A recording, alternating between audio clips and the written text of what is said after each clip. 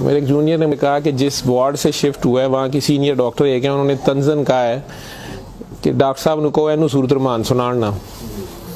तो ना तो टेस्टों में कुछ आ रहा है और ना कुछ आ रहा है। 4 माह से ऐसे है। तो जो हिस्ट्री होती है, हम जो डॉक्टर्स कॉमन चीज़ें होती हैं वो सारे पूछते हैं। तो बच्चों ने मुझे बताया, जूनियर डॉक्टर्स ने, कि ना शुगर है, ना ये नहीं वो नहीं फलानी। मैंने इन्हें कहा कि इसका एड्स का टेस्ट करा लें। तो बच्चों ने कहा कि जी पिछले साल इसका एड्स का टेस्ट मेयो हॉस्पिटल में हुआ था, तब भी इसको इसी तरह डायरिया लगा था और वो नेगेटिव है, और लेकिन पिछले साल फिर ये डायरिया ठीक हो गया था 2-3-4 माह के बाद, फिर ये बहुत बेहतर हालत में हो गया था, लेकिन अब फिर इसको 4 माह से ये है और अब इसकी ये हालत हो गई। अब ये बेहोश था वो, खैर वेंटिलेटर पे चला गया, लेकिन मैंने फिर भी उसका एड्स का टेस्ट भेज दिया कि भेजो उसकी बीवी का।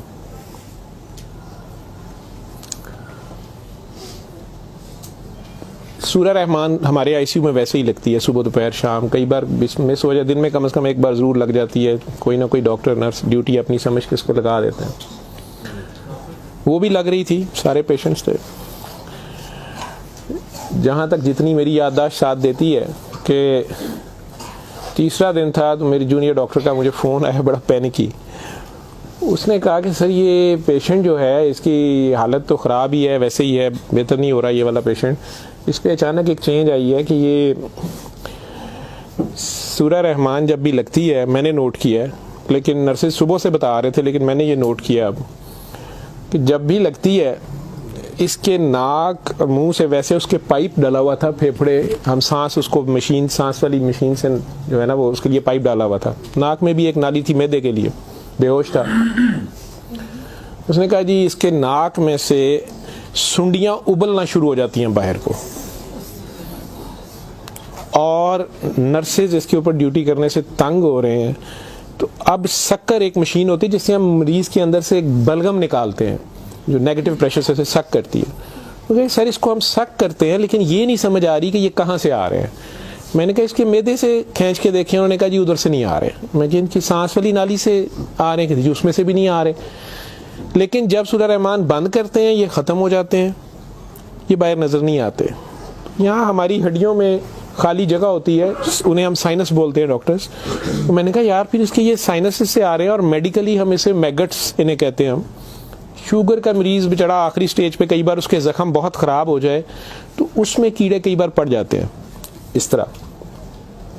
लेकिन ये चीज़ मैंने नहीं सुनी थी, और ना ही उसकी कोई, ना वो शुगर का मरीज़ था ना कुछ और था। मैंने डॉक्टर साहब से कहा कि आप जो है ना इसका ये तो अब एंटीबायोटिक्स जा रही हैं, सारा कुछ जा रहा है, वैसे इसके एड्स के टेस्ट का पता करें वो कब तक आएगा। तो मुझे लग रहा है कि इसकी क़ुव्वत मुदाफ़ियत कोई नहीं है, और ये कीड़े इस तरह पड़ गए। अगले दिन जब मैं राउंड पे आया तो मुझे एक और कहानी पता चली। उन्होंने कहा जी कि इसकी बीवी जो है ना उसने कल रात को हमारी स्टाफ से लड़ाई की है, और वो क्रिश्चियन हमारी जो स्टाफ है नॉन मुस्लिम, शायद उन्हें बड़े गुस्से में उसने कहा कि तुम लोगों ने हमारा मरीज़ ख़राब कर दिया और कीड़े डाल दिए हैं, आप लोगों की केयर अच्छी नहीं है। थी वो बिल्कुल लोअर सोशियो इकनॉमिक स्टेटस से, पुअर, जो अनपढ़ तबका जिसे कहते हैं। तो कहती जी उसने काफ़ी शोर डाला है कि मेरा मियाँ तो बिल्कुल ठीक ठाक था, ये कीड़े आप लोगों ने 3 दिन के अंदर डाल दिए हैं। तो वो डॉक्टर साहब कहने लगे कि बड़ा अच्छी दलील दी है। जो ड्यूटी नर्स थी वो इसको कहने लगी है कि इधर आओ, बल्कि उस नर्स ने हमारी ने नोट किया कि ये सूरा रहमान जब लगती है तो ये ऐसे होता है, तो उसी ने डॉक्टर को मेंशन किया। लेकिन ये औरत शोर डाल रही थी। उन्होंने उसको दूसरे 2 मरीज़ों के पास ले गए जो हमारे पास 5-6 महीने से बेहोश, एक के सर में चोट थी तो उसके दिमाग ख़त्म हुआ हुआ, एक को वैसे फालिज से दिमाग ख़त्म हुआ हुआ था, तो उन्हें घर भी नहीं ले जाया जा सकता था। तो 4-6 माह से वो हमारे पास आईसीयू में है। तो उन्होंने उन्हें कहा कि ये देखो अगर कीड़े पड़ने होते तो ये 6 महीने से हमारे पास हैं, तो इनके तो ज़ख्म भी नहीं है, पीछे बेड सोर बन जाते हैं, कुछ भी है, तो आपके मरीज़ को ये हमने 3 दिन में करना था। तो इनकी कोई बीमारी ऐसी है, और हमें एड्स वाला वो जो भी उन्होंने कहा कि जो टेस्ट हमने आपको दिए हैं ना कि करा के लाएं बाहर की लेबॉर्ट्री से या कहीं अंदर से, वो हमें ला के दो जाम से रिपोर्ट है। उसने कहा जी वो काफ़ी वैसे एग्रेसिव है, तो लेकिन उसके अलावा कोई और रिश्तेदार इसका है ही नहीं है, और वो कोई चीज़ ला भी नहीं रही, दवाइयाँ भी हमने खुद अपने फंड से शुरू कर ली हैं। इसका करना क्या है। और मसला ये है कि ये जिस वक्त सूरह रहमान लगती है तो ये कीड़े इसके अब तो आंखों से भी कुछ निकले हैं, तो इसके नाक और मुंह से उबलना शुरू हो जाते हैं। लेकिन जब हम बंद करते हैं थोड़ी देर बाद वो मुंह में कहीं नज़र नहीं आते। तो हमारा ये ख्याल था कि सूरह रहमान बंद कर देते हैं। इसकी बीवी ने भी कहा कि ये तुम लोग फिर बंद करो, पता नहीं क्या तुम लोग लगाते हो। तो वो जो हमारी नॉन मुस्लिम सिस्टर थी उन्होंने उसे कहा कि मेरी बात सुनो, मुझे नहीं पता इसे क्या बीमारी है, लेकिन वो इसे प्रेयर कहती थी। उन्होंने कहा जब ये प्रेयर लगती है ना, ये कीड़े इसको छोड़ के भागते हैं, ठीक है। तो मैं तो कहती हूँ इसको 24 घंटे यही सुनाई जाओ। जब मैंने ये बातें सुनी तो खैर मैंने कहा कि इसकी बीवी को कहो कि वो रिपोर्ट का या हमें रिसीट दे दें, हम खुद अपने तौर पे पता कर लेते हैं। तो मेरे राउंड करने के बाद वो बंदी खुद ही आ गई मेरे पास। वो मुझे नहीं पता था कि वही सिस्टर ने उसकी बिठा के कहीं काउंसलिंग की थी। उसे उन्होंने कहा कि इसको हमें शक है कि एड्स ना हो, कि इसकी कुव्वत मुदाफ़ियत नहीं है, इस तरह कीड़े इसको पड़ गए, कुछ हो गया, शायद कमज़ोरी से हो गया, बीमारी की कमी से हो गया। तो ये उसका हम पता करना चाह रहे हैं। अदरवाइज़ तो जो दवाइयाँ हैं वो वही रहनी है। कुछ तरह की उसने बात की, कहती कि वो डर गई है थोड़ी सी, और वो कहती मैंने बड़े डॉक्टर साहब से कोई बात करनी है। बहरहाल अब मुझे जितना याद है, मैं 1 साल बड़ी सोचा है इसके ऊपर कि मैं इसको बयान करूं या ना करूं लोगों के सामने। उस औरत ने बड़ी खौफनाक कहानी मुझे सुनाई। जब उसे ये डर पड़ा ना कि इसको एड्स ना हो और उसको ना एड्स लग गई हो, अब वो मुझे कहने लगी इधर कमरे में आके कि डॉक्टर साहब ये जो मेरा मियाँ है ना, ये असल में जादूगर है। मैंने कहा आपने तो पहले दिन लिखवाया कि ये रिक्शा चलाता था और रिक्शा ड्राइवर है। उसने कहा जी ये रिक्शा ड्राइवर तो है, लेकिन ये जादूगर है, काला जादू करता है, लेकिन करता कुरान से था। मुझे हंसी आ गई, मैंने कहा कुरान से काला जादू कैसे हो सकता है। बहरहाल टू कट इट शॉर्ट, उस औरत की हमारे वो डॉक्टर्स ने मुझे, चूँकि वो वीडियो मेरे पास वो सिर्फ पड़ी है जिसमें वो कीड़े प्लेट में हमारी उसे हम डिश कहते हैं, उसमें वो निकाल के वो डाल रहे थे। तो मुझे उन्होंने भेजे कि इसका करना ये क्या है। पहली रात जब उन्होंने मुझे मैसेज किया रात को व्हाट्सएप पे, तो वो वीडियो मेरे पास पड़ी हुई है। और उसने मुझे बताया जी कि मैं खुद किसी की बीवी थी, उसकी माँ मुझे बड़ा तंग करती थी और मैं चाहती थी कि ये मेरे अंडर आ जाए। मुझे किसी औरत ने, दूसरी ने बताया, हमसाई ने बताया कि ये खामन तुम्हारा गुलाम हो जाएगा, तुम इसके पास चली जाओ। बाकी तफसीलात में मैं नहीं जाता। जो कुछ उसने मुझे बताया, उसने कहा जी कि ये इसका जादू का तोड़ ही नहीं था और इसका काम लाजमी इसका होता था, ये जैसे भी करता था। तरीकाकार उसने क्या कहा जी, इसने कमरे में अंदर एक गाँव तकिया रखा होता था, उसके ऊपर इसने वो जिस तरह स्माइली होता है, जो मुझे समझ आई कि उसने कोई बुत सा बनाया हुआ था, उस कमरे में ये बैठाता था और वो लोगों को पहले तो कुरान शरीफ भी पता नहीं पढ़ने को कहता था, कुछ करता था, फिर उनकी बात सुनता था, सारा कर करा के जो मुझे उसका तरीका वारदात समझ आया या जो भी था। उसने कहा जी कि जो गरजमंद होता था ना, वो दीवाना, औरतें बड़ी दीवानी होती थी, ठीक है, या यंग लड़के लड़कियां कि मेरी वहाँ शादी हो जाए, वहाँ हो जाए, औलाद हो जाए, कई लड़के आते थे।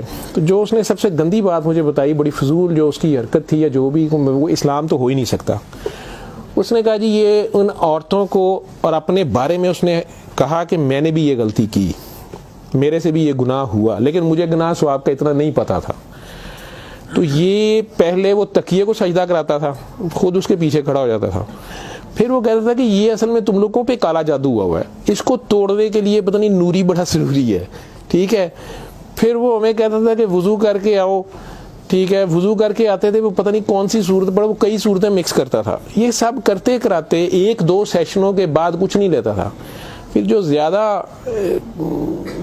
लोग अपने काम के पीछे दीवाने होते थे, उनको बताता था कि इसमें बड़े पैसे भी लगेंगे, ये जान पे खेलना पड़ना है, पता नहीं क्या करना, और तुम्हें भी मेरे साथ करना पड़ेगा, इसमें बड़ा कुछ जो है ना रिस्क है, लेकिन काम तुम्हारा हो जाएगा। वो जो भी उसकी कहानियाँ थीं, जो उसको बाद में किसी और वजह से पता चली, जो मुझे वो बता रही थी कि जी ये औरतों के साथ भी और यंग लड़कों के साथ या मर्दों के साथ भी गलत काम करता था, फिर उन्हें अपना गंद खाने पे मजबूर करता था, फिर उन्हें पता नहीं कौन से कोई आयत, मतलब आयत बनाई हुई थी या कोई नाम था पता नहीं क्या, कि अरबी के जी ये पढ़ के ना तुमने ये मिक्सचर जो है ना, ये हंडिया पकाते हुए थोड़ा सा बीच में गंद डाल देना है और अपने खामन को खिला देना है, या उस लड़की को खिला देना है, या उसको खिला देना है। तो मैं अपने खामन के साथ ये सारा कुछ किया मैंने। अब मुझे बताएं कि जब वो उस बंदे के साथ ही सो गई तो उसके खामन तो वो रहा ही नहीं है ना, तो ना वो मुसलमान रही है, ना वो ये हरकतें सारी। अब उसके बाद बकौल इन खातून के, इस लड़की के, कि जी वो खामन जो मेरा था उसमें तो तब्दीली नहीं आई, उसने मुझे फुल मारना शुरू कर दिया। और मुझे इसकी, मेरे तड़प इसकी तरफ भागती थी कि मैं इसके पास आऊँ। तो फिर मैंने इसके पास वैसे आना शुरू कर दिया कि मैंने तुम्हारे साथ शादी करनी है, मैंने उधर से तलाक लेनी है, मैंने ये करना है वो करना है। तो मैं उन्हें बताए बगैर इसके पास आ गई। इसके साथ मैं 6 माह रही। इसने कहा कि फिर ऐसे ही रहना पड़ेगा, और इस सारे काम में मैं शामिल हुई। तो इसने वैसे मुझे कहा कि निकाह हो गया है हमारा, कुरान शरीफ पे इसने निकाह किया। उसने कहा हम दोनों की रजामंदी निकाह है, वो पीछे से तलाक लेके नहीं आई, ठीक है।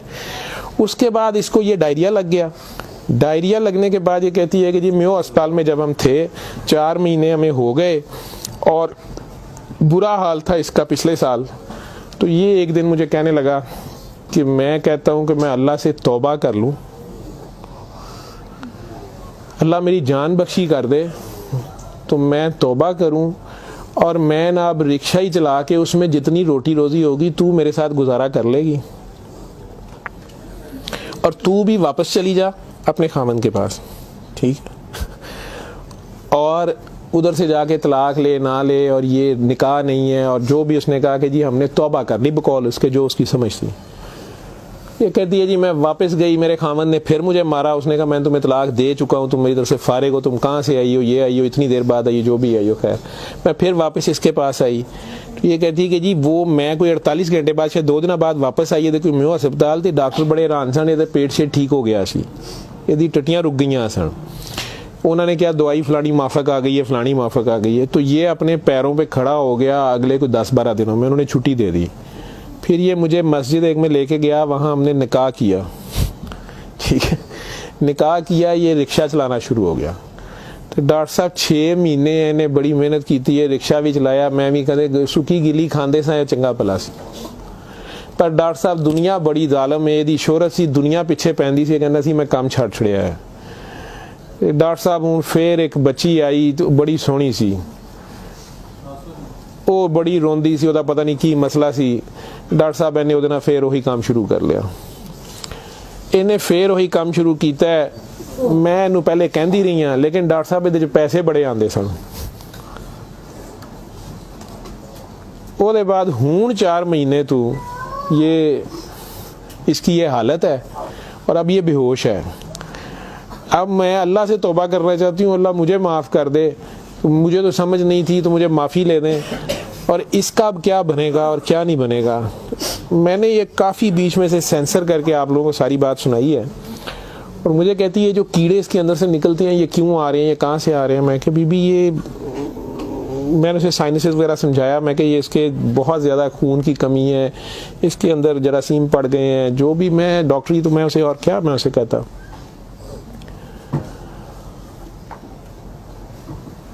और उस वक़्त सारी बात सुना के तो उसने वो रिपोर्ट अंदर से निकाली, और मुझे कहती है जी ये रिपोर्ट में तो इसको HIV की रिपोर्ट थी कि जी वो उत्थे रिपोर्ट वाले मैनू कहा है कि डॉक्टर साहब फौरन जाके दिओ, तो तुसी वो लैबोरेटरी में कहीं पूछती रही। तो उन्होंने कहा जी तुसी उत्थों जाके पूछो। तो मैं दसिया मेरे खामन दी, मैनू दसो, उन्होंने कहा तुसी अपनी भी कराओ। तो डॉक्टर साहब ये रात दी मेरे कोल है, तो मैं मैनू तो नहीं बीमारी होएगी, मैं सूरत रहमान सुन ला। मैंने कहा जी आप भी सुने, 7 दिन सुने, मैं आपको क्या कह सकता हूँ। 1 दिन वो और जिंदा रहा, बंदा मर गया। आखिर तक उसके कीड़े वो आते रहे उसी तरह। जब भी वो सूरह रहमान लगती थी वो ऐसे होता था जैसे उबलते थे बाहर को, नाक से उसके, मतलब वो 1-2 नहीं होते थे कि जिन्हें आप पकड़ के साइड पे कर दें।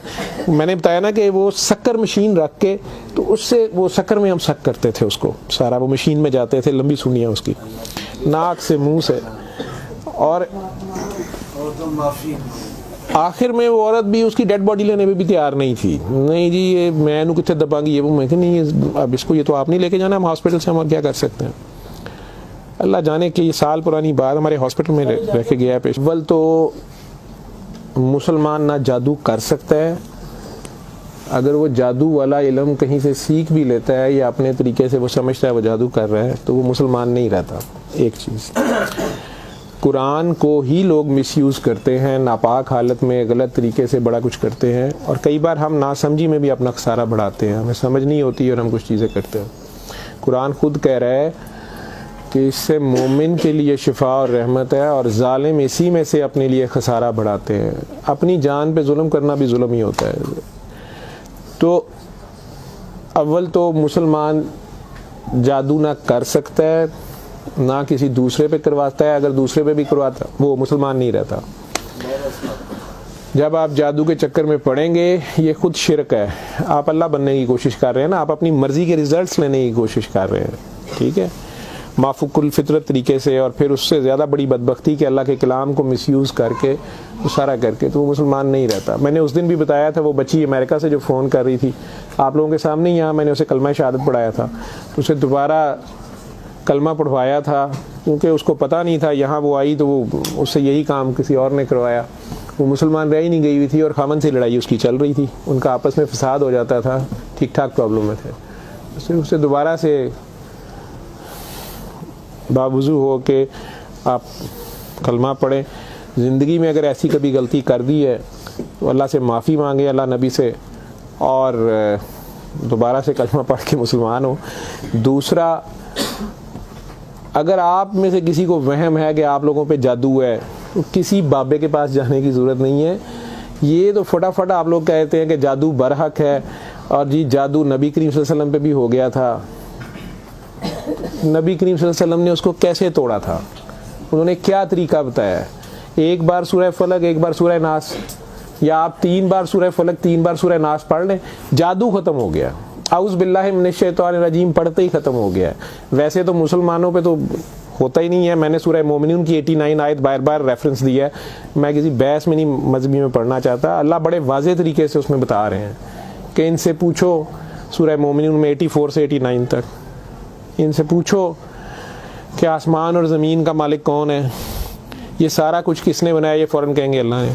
इनसे पूछो तुम्हारी ज़िंदगी और मौत का हर चीज़ कौन फनी, कहेंगे अल्लाह में। फिर इनसे पूछो फिर तुम कहाँ से जादू कर दिए जाते हो, जब हर चीज़ का मालिक वो है तो फिर ये जादू तुम लोगों पे कहाँ से हो जाता है? ये हमारी अपनी सोच में होता है। 99% लोग तो साइकी के मरीज़ बने होते हैं, और ये असल में आपस की नफ़रत होती है हमारी आपस की नफ़रत, हसद, कीने, बुग़्ज़, लालच, हवस, ये जो हमारी सोच की लहरें हैं ये ज़रूर एक दूसरे को डिस्टर्ब करती हैं। ये नज़र लग जाती है, माँ की नज़र अपने बच्चे को लग जाती है, प्यार से ही देख ले, उसको ज़्यादा एनर्जी चले गई, बीच में माशाल्लाह नहीं कहा, फोकस अल्लाह से हटा, बच्चे पे गया आपका। तो अल्लाह के रेफरेंस से उस बच्चे को देखें कि माशाल्लाह मेरा बेटा कितना प्यारा, तो फिर नज़र नहीं लगती है। ये बातें आपको समझाई गई हैं कि फोकस आपका अल्लाह रहे। नाउज़ बिल्ला, नाउज़ बिल्ला, नाउज़ बिल्ला, कई बच्चे मेरे साथ ज़्यादा प्यार से जब ज़्यादा चलते हैं, आप अल्लाह हैं, नाउज़ बिल्ला मैं अल्लाह कैसे हो सकता हूँ? फिर उन्हें मैं कहता हूँ कि बेटा ये कुफ्रिया कलमा है। किसी बात से कोई बंदा मुद्दतों से फंसा होता है, उसमें से निकलता है, कई बहुत बड़ी बात कर देते हैं। होश के लोग नहीं होते हैं, जब तक होश में नहीं होते हैं तो उस वक्त तक तो उन पे हद नहीं लगती, लेकिन जब होश आ गई है उसके बाद ये बात कुफ्र में आती है, और अल्लाह ये बर्दाश्त नहीं करता। आप नासमझी में भी कर रहे हो, बच्चा नासमझी में भी उल्टी सीधी हरकतें कर रहा हो तो माँ तो कान पकड़ लेती है, उसने भी उसे सिखाना तो होता है, उसे साबित तो कराएगा, पहचान तो करा के छोड़ेगा अल्लाह कौन है, अल्लाह कहाँ है। ठीक है, आयतुल कुर्सी का मतलब है कुर्सी की निशानी, कुर्सी का इशारा। ठीक, जब आप खौफ की हालत में हैं तो वो पढ़ लें, या आपको लगता है कि हमें कोई मसला ना हो तो पढ़ लें, तो उसका मतलब ये नहीं है कि वो आयतुल कुर्सी के लफ्ज़ या आयतुल कुर्सी के वो आपकी हिफाजत करते हैं। उसका मतलब क्या है? अरब्स को तो पता चलता था पढ़ते हुए कि वो क्या कह रहे हैं, तो वो सारी अल्लाह की हम्द और अल्लाह की शानें बयान हो रही हैं। तो कुर्सी की बात तो हो रही है कि कुर्सी ज़मीनों आसमान पे हर तरफ वो है, तो असल में तो कुर्सी वाले की बात हो रही है। तो जो कुछ करना है कुर्सी वाले ने करना है, तो अगर कुर्सी वाले से आपका ध्यान हट गया ठीक है, तो आप कुर्सी की पूजा शुरू हो गए, तब भी फंस गए आप। अल्लमल कुरआन